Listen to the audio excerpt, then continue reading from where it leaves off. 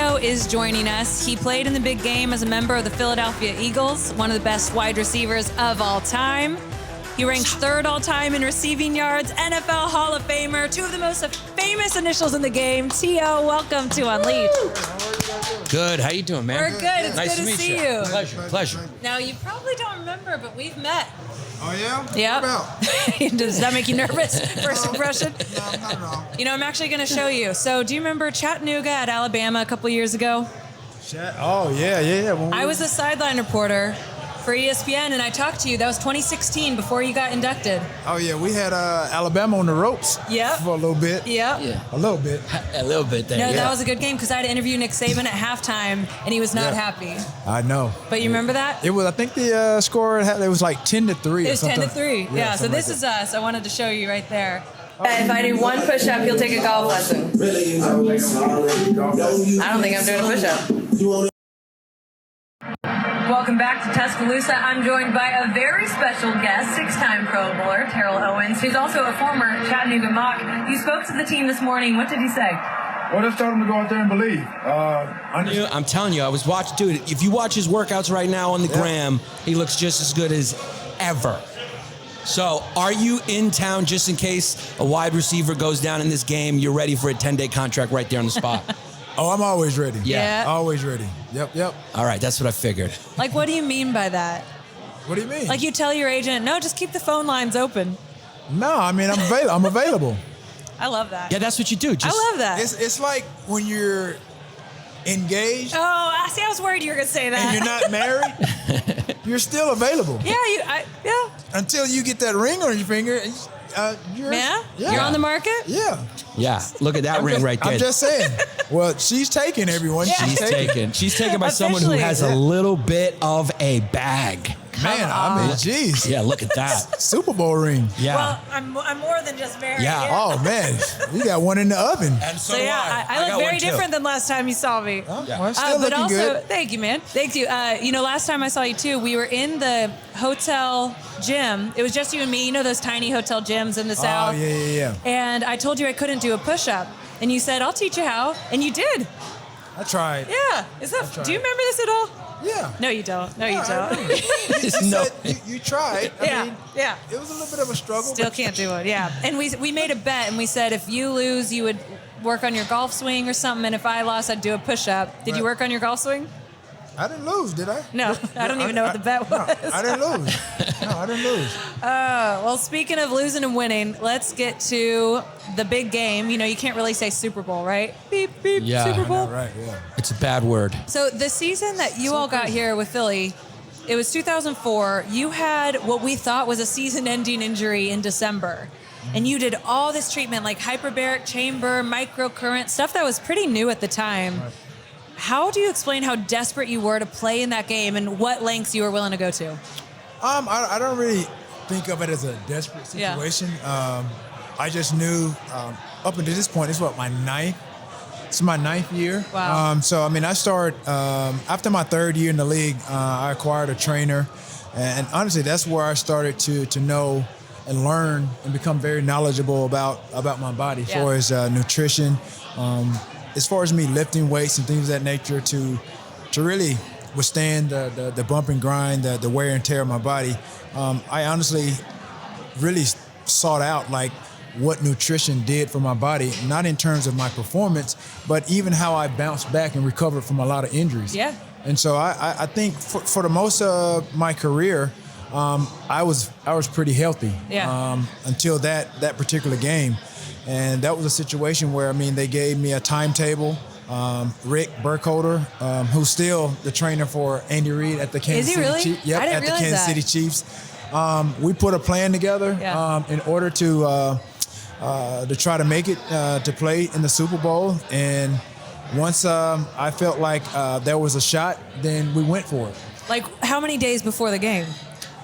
Was it days? No, I mean, it was like 6.5, 7 weeks before the Super Bowl. Okay. But the injury that I had sustained, I mean, they said this was literally probably like 3 to 4 month recovery process for this type of injury. But I think for me, I know you hear this phrase a lot, built different now. But I honestly feel like I'm built different than a lot of people. I think I'm one of those anomalies. You know, I mean, I feel like I'm a person that can defy the odds. I mean, even today, I honestly feel wholeheartedly that I could go out in the field and produce and play at a productive level. And that's just not me just throwing smoke out there. Honestly, I know I could do it if possible. When you said it was Andy Reid's trainer, you meant the Chiefs trainer, not Andy Reid's, right? Because he doesn't look like he has a trainer. See, Yannis is really mean. No, I just want to clarify.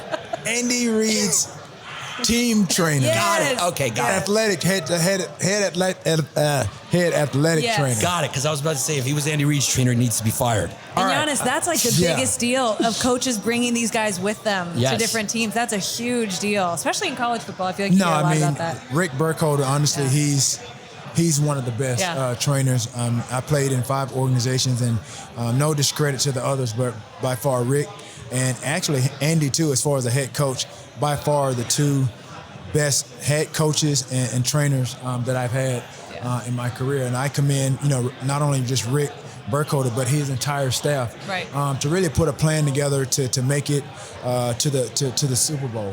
It was very, very grueling. Once I had surgery, I thought I was just going to chill out for about a week and then start rehab. A week? No, I did. I didn't really understand the process. I think that was probably like my first major injury. Yeah, and it was major. All right, and so I honestly didn't understand the timetable, the process in which we had to go about, the approach that we needed to take to actually make it to play in the Super Bowl. And so, I mean, as you mentioned earlier, with some of the things that I did as far as the microcurrent, the hyperbaric chamber, I was taking a number of supplements just to accelerate the healing process. And this was, like I said, for me, this was cutting edge just before anybody knew anything about trying to accelerate the process and using devices such as the hyperbaric chamber to do that.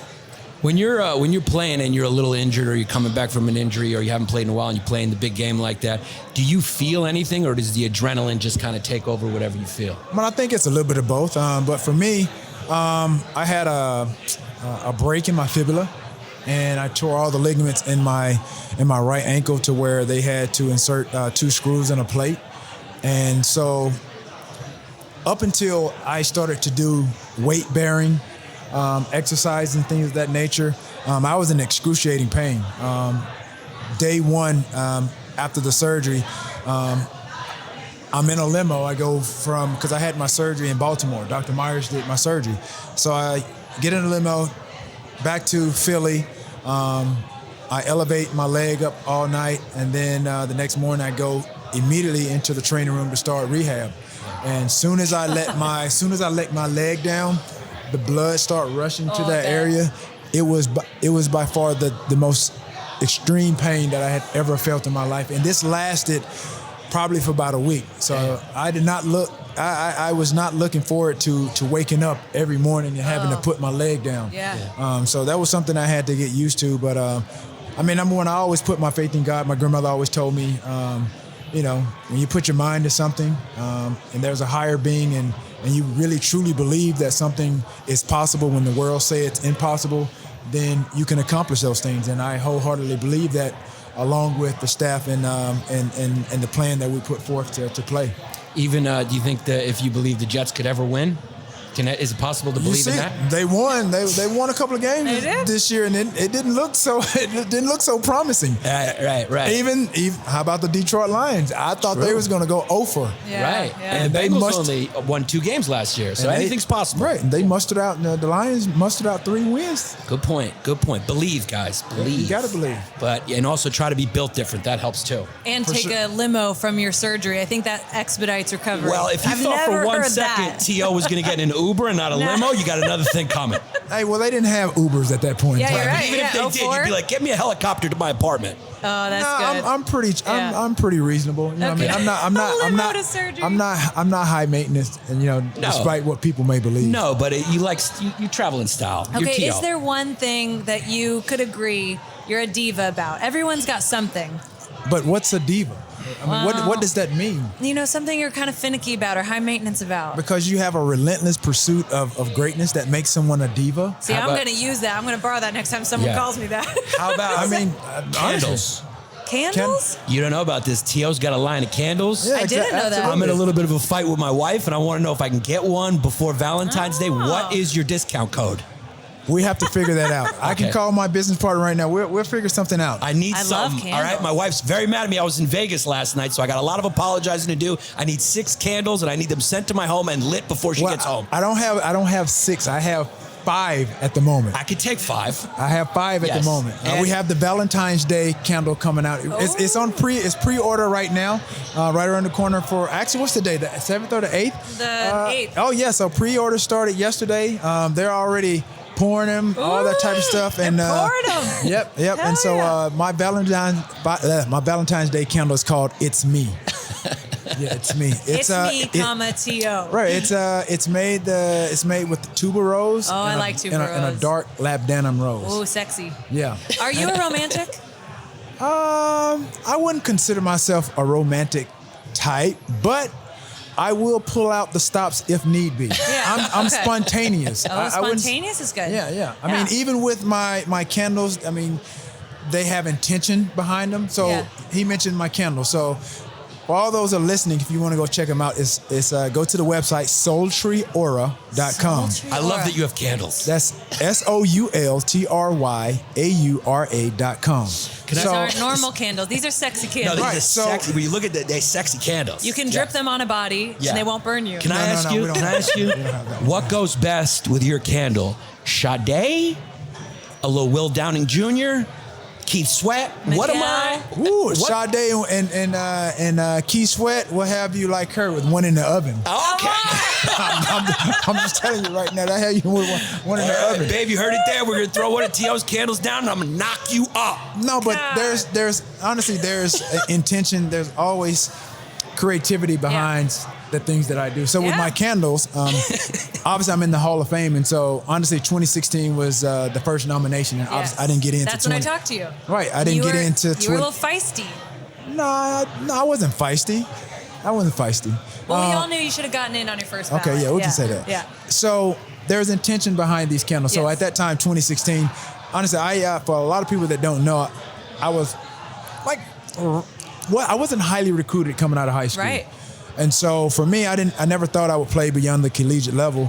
And so you fast forward, I played 15 years in the National Football League, and now I'm up for the Hall of Fame. And so I honestly didn't really know the magnitude of the nomination. Yeah. So I remember going down to NFL Network. I talked to Chris Rose because I was living here locally, and so they started asking me about how it felt, this and that and the other.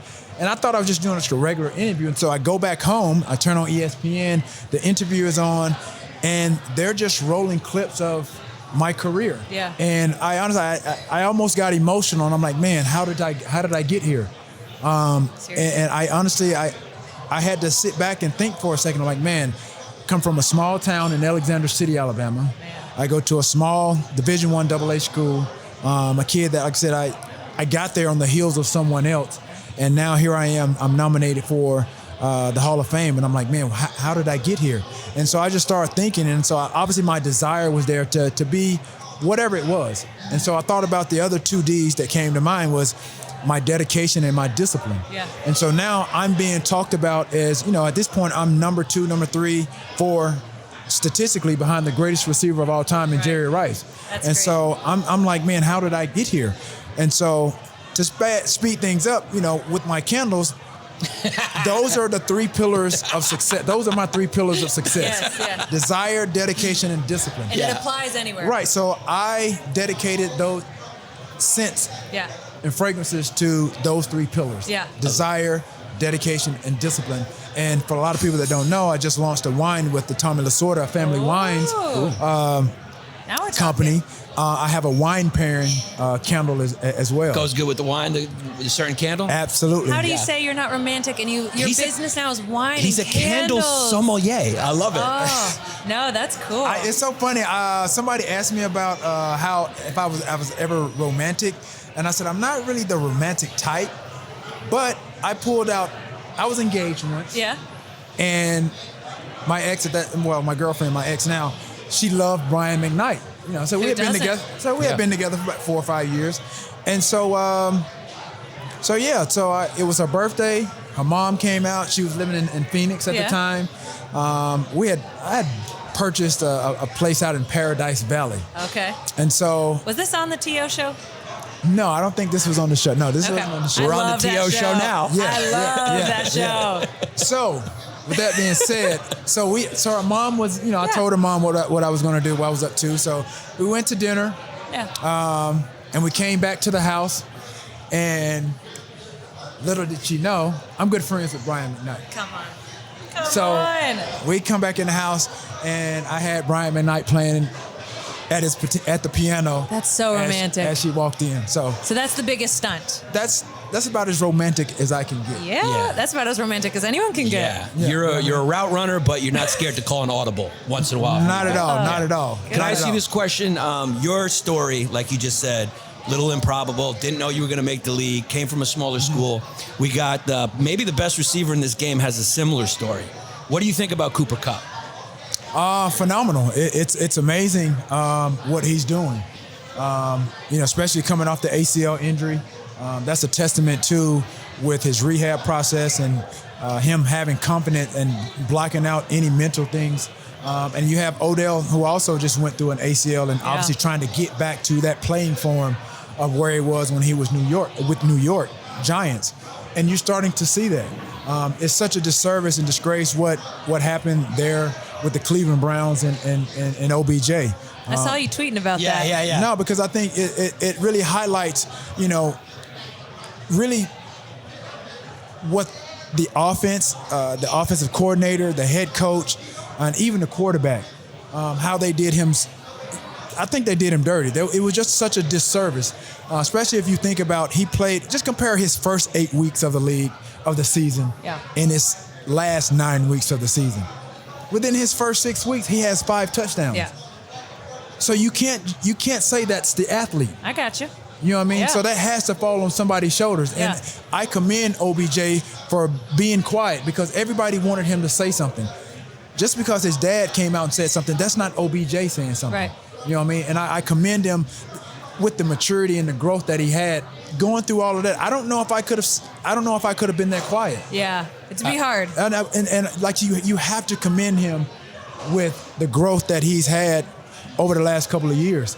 And so, I mean, that's a situation where I think anybody in his position, they could have just gone off the handle. Yeah. Giannis thinks that OBJ's dad should be MVP of the Super Bowl. Yes. No doubt. For getting him there. For getting it, Absolutely. I'm sure if they win it, OBJ is going to be giving his dad a great present, I'm sure. Should. But I mean, I can't say enough about OBJ. I mean, we're friends. I'm always going to be a fan of his. Phenomenal talent. And like I said, I've been harsh. I've been very critical of Baker Mayfield. He's part to blame because he's a quarterback. You can get the ball to a receiver no matter what, regardless of what the play is. Especially in this era, right? Where he's got all the time in you because can't the touch thing him. is, I look at things differently from anybody else. Jarvis Landry goes out for about 4 weeks on IR. Now you have OBJ, who's arguably the best receiver on that squad. And he still couldn't produce it. They still couldn't get him the ball. Yeah. Well, Jarvis Landry comes off of IR, and it was almost like he never left. He instantly got back on track with, statistically 7, 8, 9, 10 targets. Yeah. And for 8 weeks, you're trying to say you can't find OBJ. You, as an offensive coordinator, you can't run routes. You can't put him in positions to win. That's very discouraging. Was this the perfect place for him to land? I mean, this LA team just took him right in and, like you said, started producing. I think any place with the caliber of quarterback as Matthew Stafford, he could have gone to Green Bay Packers. I was hoping he'd go to Green Bay. That's my team. Honestly, I think he would have been doing the same things that he's doing now with the Rams, with the Packers, had he gone over there. And then we'd be in the Super Bowl. Possibly. But honestly, I think those two teams, where he is now and Green Bay were definitely great viable options. I think he still, either way, he would have made a great choice. And I think now you look at where he is, I think this could not have been the best decision for him. What do you think? Speaking of the Packers, everyone's talking about it, obviously. So I just want to get your take. We want to get your take. What do you think Aaron Rodgers is going to do? What would you do? Is he staying? Well, Where's he going? If I where's can he kind going? of add to that question is, us fans and us in the media, we don't know what it's like to be y'all. You know, we don't know what it's like to. I mean, sometimes y'all think y'all know what it's like. Sometimes we do. I'm not You're gonna right, say you're you, right. but sometimes y'all think y'all know. But that's when you're unhappy where you're at, which it seems like he might be. We don't really know why or for what, but what's that like when you're feeling like your potential isn't being reached and you want to go somewhere else maybe? I felt like that Yeah. a couple of times. Yeah. Yeah.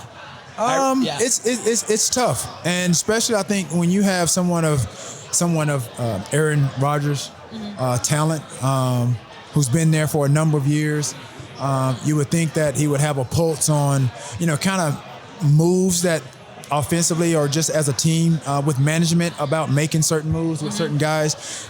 You would think they would lean on him because offensively, again, he's a big piece of their success. Yeah. So again, I understand and probably the frustration, and it's really up to the individual whether you want to change the scenery or not. I don't think he can do much more than what he's done because he's been there for a number of years. I'm sure erased the record book. He's gotten a Super Bowl. Yeah. What else can he do there? Couple MVPs. Right, other than win another Super Bowl. Yeah. So I think it's ultimately up to him whether he wants to stay there or at least go to a team where he feels like he can, get them over the hump. I think Tampa Bay is a great option. Right. If you think about it, I'm sure he's tired of the cold. Well, hey, now it's a cute little town. Yeah. What's that? Green Bay. I'm not saying little town. You just trying to keep him in Green Bay. I'm not saying it. I'm not saying it's I want not him cute. to stay in Green Bay. And okay, here's my thought. You If didn't Aaron look at that leaves, last game. You didn't see the misery on his face. How cold he it was. looked like Giannis said, He like looked- he was it was- waiting for the bus. He looked like he was waiting for the bus in the cold. Yeah. I was waiting for the bus and I was at home on my couch. But why did he look like he didn't want to be there? There was one offensive touchdown in that game on the first drive.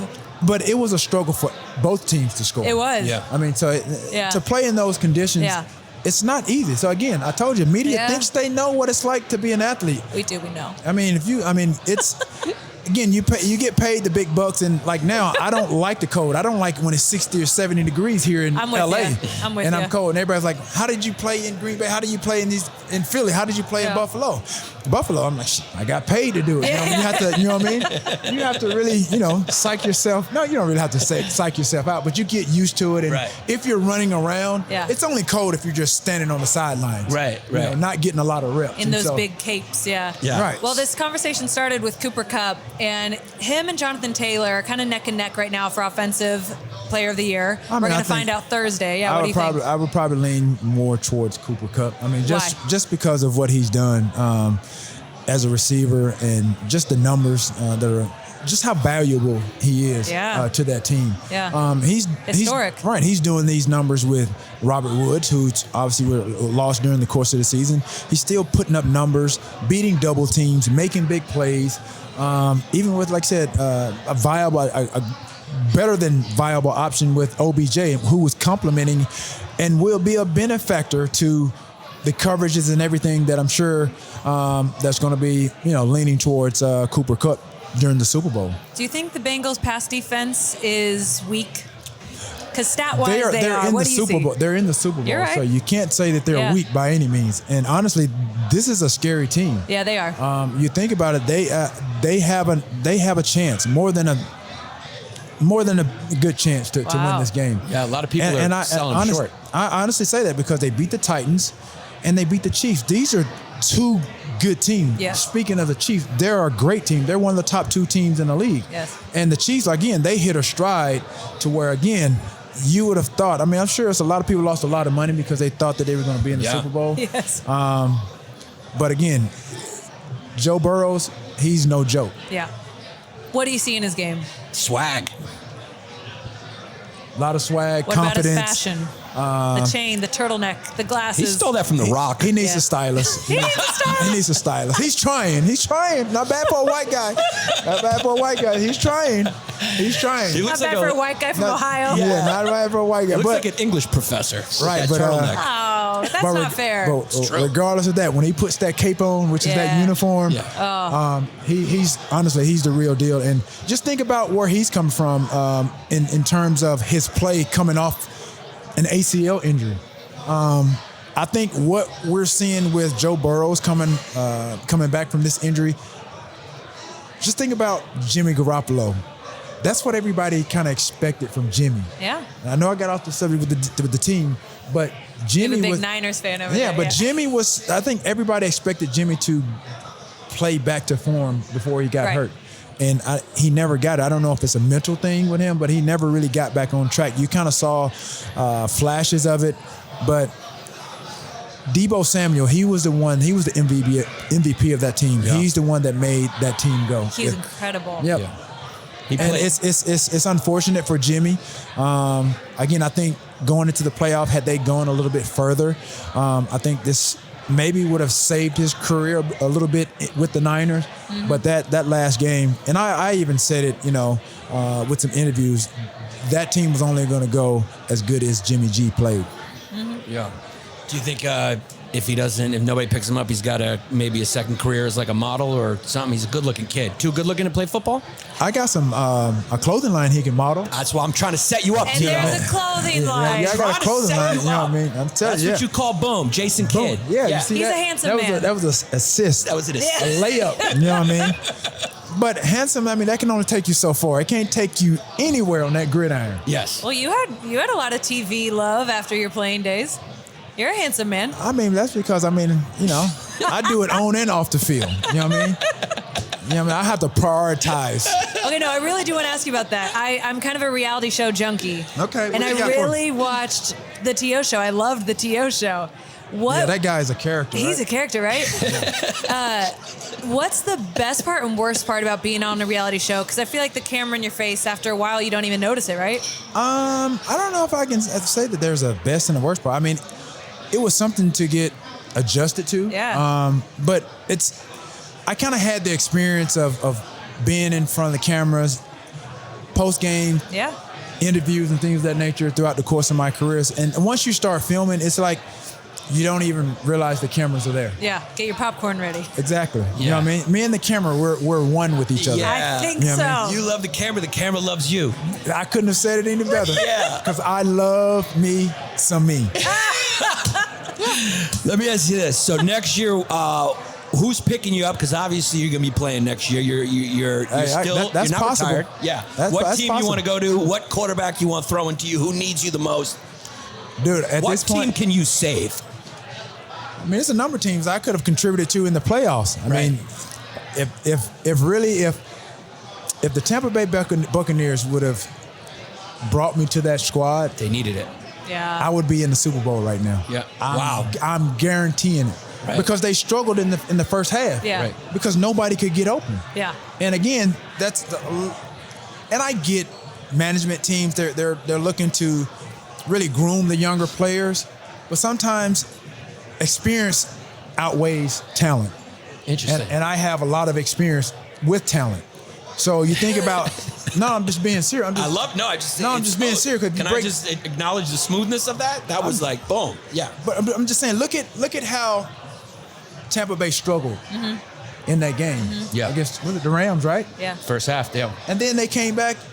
Incredible. Right. They almost won that game. It would have. You're right. It would have been a great Cam story. Akers I'm telling you, dude. I'm telling you. A combo, both in their 40s, Tom to T.O. Yeah. To win that game. That's all right. Oh. Yeah. It's all right. I'll find my lane. No, I like So that. who's it going to be next year? Who's it going to be? I was texting, my coach Andy Reid. I've been texting him all year to bring me in. Right. Just for diet advice. That too. And also I really want to get back at him because my first year with the Philadelphia Eagles, we had a bet. So when I played with the Niners for about 8 years, I adopted wearing the tights just like Jerry did. Yeah. So when I when I left the Niners and I went to the Eagles, I went out for my first practice. And so traditionally I go out in my tights, no shorts or anything on. And I go to my first practice, I'm out there on the field, and one of the equipment guys came to me and was like, yo, you need to go inside to put on your shorts. And I'm like, what? He was like, I'm like, what do you mean? He said, Andy wants you to go put on some shorts. And I'm like, what are you talking about, dude? I'm like, I've been dressing this way for 8 years. I mean, I modeled my attire like after the best receiver in the game. And that was one of Andy's rules, is that he didn't want anybody with like just tights on. There's a little too much body for Andy Reid. Now that you say that, I think he was jealous. Shame on you, Andy. All these years, I just figured out you were jealous of my body. Oh. But long story short, so he knew that bothered me. So I went back in. I was reluctant to do it. Yeah. But I didn't want to ruffle any feathers my first time there. So I go in, put on my shorts, I go back out, and I practice. And then we had a chat about the shorts versus no shorts. And he said, you really want to wear, you don't like those shorts. I'm like, no, sir. And so he's like, how about a wager? And I'm like, sure, I'm up for it. And then he said, how many touchdowns do you think you're going to score this year? And I said, well, how many? What's the top? And I think it was around like 13 or 14. And I said, I'll beat that. And he said, you do realize that nobody's, I think, has scored over however many. It wasn't 14. I don't even think it was 10. And so he said, if you break that record, I'll come out to practice in some tights. Do you know when I got hurt, I was at 14? No. Right there. I was at 14. Get out. With 2 games to go. For everyone's eyes' sake, I'm kind of glad you did. No. I wanted so badly to see him in tights. So bad. So I'm eager to possibly, like I said, if they would have me come on as, player coach. But they brought Josh Gordon back, and he didn't really do anything the entire year. I could have been that productive. Right. Yeah. Right. And if you look at, and this is what I proposed to him, and just with, the situation when it was rumored that I was wanting to go to the Buccaneers, I could be very advantageous 3rd down and red zone. Totally, yeah. Until I got myself in shape. Yeah. So fast forward, if you look at, let's go reverse a little bit. The Chiefs, when they lost, guess where they were? Because nobody couldn't get open. In the red zone. Absolutely. Couldn't convert. the home scrambling backwards. Yeah. Exactly. No one was open. So you got to think about, for me, like I said, I don't need to play every down. I don't need to play 60, 70 snaps. But my IQ of the game, and like I said, knowing where and how to run routes and reading defense, I knew that I could be very valuable in 3rd down situations, because that creates mismatches. Yeah. You got Tyreek Hill, you got Kelsey. Hardman. Yeah. It's going to create mismatches. And I'm a guy that thrived in the West Coast offense, because even when you're covered up, there's rules based on where you're on the field of how to uncover and where to go. And I was very good at that early on in my career. Most of my touchdowns, it was from improvisation. After just the route went bad and you just when figured plays it out. break down, you have plays. They're not going to go as you think they are. Just like relationships. Right, no. It all comes back to love. Yeah, it breaks down. Candles, at some point, you got to improvise. Yeah, you got it. And communication. Yeah, life is what happens when you're busy making other plans. It never goes the way you think you're going to go. Just like in boxing, they say you have a game plan until you get hit, and then you throw it out the window. Yeah. What was the strongest part of your game, you think? Was it the route running? Was it the improvising? Was it that you were just bigger, stronger, more dedicated? My physical attributes really helped me as I became knowledgeable about the game. So a lot of, like with Cooper Kupp and some of these other guys, when you talk about yak or rack, run after catch or yards after catch, that's where I thrive. And early on in my career, I started to see the success that I had. Once I started to understand my ability and what I could do, I had some drops because I wanted the ball so bad, because I knew once that ball was in my hand, there was something special that was going to happen. Right, you got a little over anxious. Yeah. Well, we are anxious for the big game coming up on Sunday. Let's go ahead. I have 2 questions. Who do you want to win? Who do you think will win? My want and think are probably the same. Same? Mm-hmm. I the Cincinnati Bengals they're dangerous. Yes. And I think if the Rams go in this game and underestimate them, they're going to find themselves behind. Yeah. And Joe is not playing like your average second-year guy in the league. He's a kid. But he's played in big games before. So you've seen the playoff game. It doesn't matter. Yeah. And obviously the trenches are really what's going to, I think, win this game. If these guys can keep Burrows upright, and he do and he does what he's been doing all year, finding Higgins and Jamar and mixing, and they mix it up and have a balanced attack. It's going to be a lot of sad people here in Los Angeles. Yeah. But he can win getting sacked 9 times. That's the incredible part. And that's my thing. If he can win getting sacked 9 times, just think if you cut that in half. Yeah, in half, You know what I mean? So you heard it there. T.O.'s picking the Bengals to win it. Okay, well, now we have a little game we want to play with you before we let you go. Oh, I love games. Here's the catch. Is this a love game? No, Mr. Romance, no.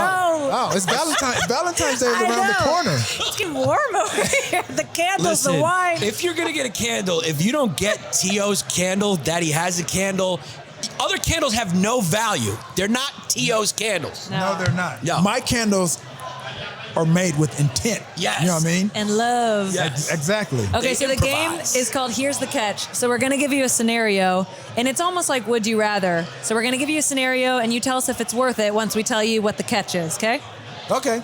So the first one is you could play one more season in the NFL, and you could name your salary and team, everything. But here's the catch.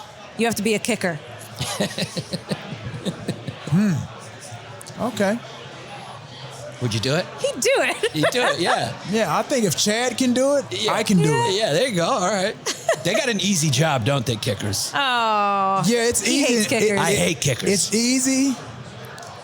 Actually, it was easier till they moved that field goal back. Right, You're right. right. And you saw those guys have to put their work in now. They're just not, at practice lollygagging around, and they have to put some work in now. If they miss a big one, do you guys haze them a little bit or trip them or something? Or No, you just look at them sideways. That gives me chills just thinking about that. Hey. Going in the locker room after missing a game. They wanted to be a kicker. Make the field goal.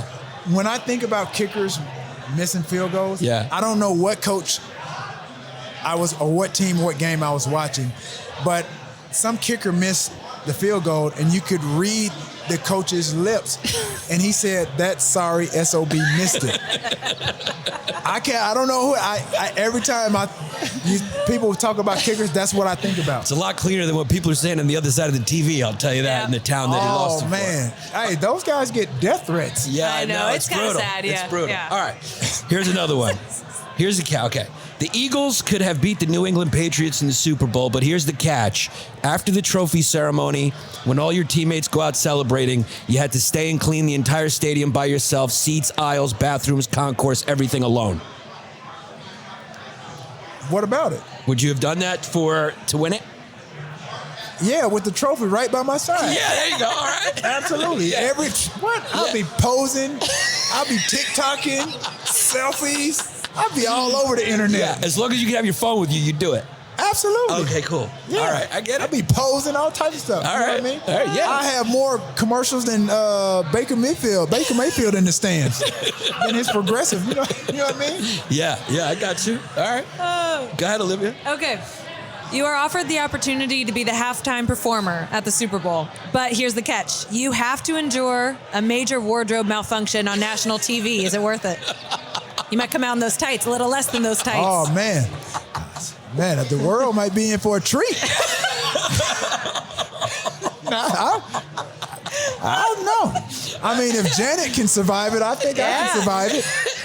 I think she thrived after that, really. Yeah, exactly. Yeah. Get me a good PR team. Yeah. All right. So, okay, Terrell, you could have... Terrell, sorry. I even reminded him before you got here. I reminded him. My name's Yannis. They mess it up to Yannis. Is it spelled the same way as Yannis? It's spelled different, but you can spell it 3 ways. But we're both Greek. You can spell it. But you're not the real one, though. No, I'm not the real one. No, the real one's playing tonight. Yeah. Across the street. Oh, yeah. I'm the least Googled one. You're The real definitely one. not the freak. I'm not the freak. No. Well, we didn't say that. All right. Well, yeah. In a different way. Yeah. Okay. All right, Terrell. Yeah. You could have broken the Bengals' all-time receptions in a season record, but here's the catch. For that entire year, you have to change your name to Ocho Uno. Ocho Uno? Ocho Uno. Oh, no problem. Oh, All right. You like that? Oh, no problem. Who had the better name change, Chad Johnson or the Washington football team? Yeah, that's a good one. Oh, I thought you was going to add Ron Artest in there. Meta World Yeah, Peace. Meta World Peace. I'm going to go with Chad. What do you think of the Commanders? It's commanding a lot of attention. It is. Unwanted, unnecessary attention. I don't hate it. Commanders? Yeah. I like Washington football team. I like Washington a lot football of people team. did. Or like Yeah. Washington lobby-owned senators. I like that too. WFT Yeah. instead of WTF. WTF. All right, go ahead, Olivia. Okay, your quarterback could have been Tom Brady. You mentioned you wanted to play with him last Yep. year, or this year at the Buccaneers. But here's the catch. Your coach would have had to have been Bill Belichick. That's fine. You would have wanted to play for him? I've never really had a problem with the coach. He's a little scary. I mean, like a smart coach will put the right players and put the ball in their hands in position to succeed. And that, honestly, that's why I loved Andy Reid so much. Yeah. Coming over from San Francisco. Yeah. Nobody really. I think they saw glimpses of what I was to become in San Francisco toward the end. But once I got with Philly and then Dallas, you know, my skyrocket. Yeah, the trajectory of my career, I think it was off the charts. Absolutely. Okay, I just want to say I did not write this one. Uh-oh. So don't get mad at me. You get offered great Super Bowl tickets for this game on Sunday, but here's the catch. The seat is next to Donovan McNabb. I'll watch it at Popeyes. Oh! I'll watch it at Popeyes. I didn't write it. I didn't write that. Oh, it's all good. I knew it. Something in my spirit knew it You was had a it- you Donovan. had- you knew it was coming. Yeah. I knew it. You knew it was coming. I would rather watch it on a. I would rather watch it with the homeless. Okay, so you guys are good friends now. It's good to know. I mean, hey man, All right. friends is a stretch. It's a stretch. A little bit of a stretch. Stretch. Okay. I got what you're saying. All right. It's a stretch. Giannis, what was the one with Andy Reid and Patrick Mahomes? Oh, that was a good one, too. Yeah, I can't find it. Yeah, it But was. that should be our last one. It was Yeah, where is it? good. Okay. You got it? Okay. Yeah. You get offered a head coaching job in the NFL, but you have to switch bodies with Andy Reid and switch voices with Patrick Mahomes. You have to sound like Yoda. Guys, you know I'm black, right? So it's That's gonna be hard. Yeah, that is going to be tough. Yeah. Yeah. switch bodies. Yeah. Do you think. But you're coaching, you're not playing. I know. I do not hear what I said. It's hard for black coaches to get a I head get coaching it now. job. I get I it get now. it now. Okay. Duh. Okay. Well, that just went straight over both of you Yeah, guys' yeah. head. It was a good one, too. Yeah. We're stupid. Actually, It's yeah. a good one. Do you think Mahomes could do voiceover as Yoda if Lucas needs him? Oh, George yeah, Lucas? for sure. Yeah. For sure. Sounds a little like Yoda, no? He has a bit of a little raspy. Yeah. Would you be able to not laugh in the huddle when he called your number? Okay, T.O., we're going to go. We're going to go wide out, T.O. All I need to do is just catch the ball. Yeah, just catch the ball. Yeah. Just catch the ball. All right. Okay. That's a good place to end. That was a ton of fun, Terrell. Thank you so much. You were so much fun. Hey, we've come a long absolutely. way Thanks. since 2016, last time we Yes, talked. you Yeah. have. Yes, you have. Easy, I'm easy. just saying. Make sure you get those candles for baby number 2. Yeah, Absolutely. okay. Yeah, exactly. Definitely. You will get baby 2. Yeah. Baby number 2. Because I have desire, dedication, and discipline. I mean, the scents are, they're whew, They're sultry. that they are. They're sultry. Where can people find the candles? We'll leave on that. Sultryaura.com. That's SOULTRYAURA.com. Or you can go to my Instagram and there's a content X Studios, like a link tree, and it has pretty much a list of everything that I have going on. Nice. Thanks, man. Appreciate And it. you can follow Terrell at Terrell Owens. We're going to go to break, and when we come back, Peter Andreu joins us, and we're going to talk about player props and fun side props for the big game. Coming up.